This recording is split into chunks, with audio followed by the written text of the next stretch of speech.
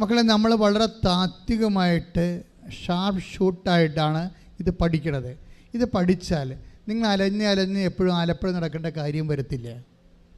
ഉടമ്പടി correct sharp shoot ചെയ്യണമെങ്കിൽ അച്ഛൻ്റെ ഈ ഫോർമുല നമുക്കറിയാമല്ലോ. ഞാനൊന്നും കയ്യിൽ നിന്നിട്ട് ഒരിക്കലും പറയത്തില്ല, ഒരു കഥ പറയത്തില്ല, ഒരു സംഭവം പറയത്തില്ല, ഒന്നും പറയത്തില്ല. എല്ലാം കർത്താവിൻ്റെ വചനങ്ങൾ മാത്രമേ പറയത്തുള്ളൂ. കർത്താവിൻ്റെ വചനങ്ങളിലുള്ള ഇപ്പം നിങ്ങളൊന്ന് ചിന്തിച്ച് നോക്കിയേ. ഇപ്പോൾ ആരെയാണ് ഈശോ ഇഷ്ടപ്പെട്ടത്?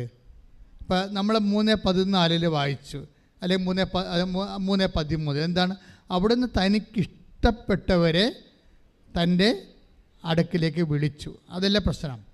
അപ്പോൾ ഇഷ്ടപ്പെട്ടവർ ആരാണ്? ശരിക്കും പറഞ്ഞാൽ ആർക്കാണ് ഉത്സാഹമുള്ളത്, അത്യുത്സാഹത്തോടെ ദൈവത്തെ സ്നേഹിക്കണത്, അല്ലെങ്കിൽ നിത്യകാലം മരണം വരെ ദൈവത്തെ സ്നേഹിക്കുമെന്ന് ഉറപ്പുള്ളവരെയാണ് ഈശോ ആദ്യം വിളിക്കണത്.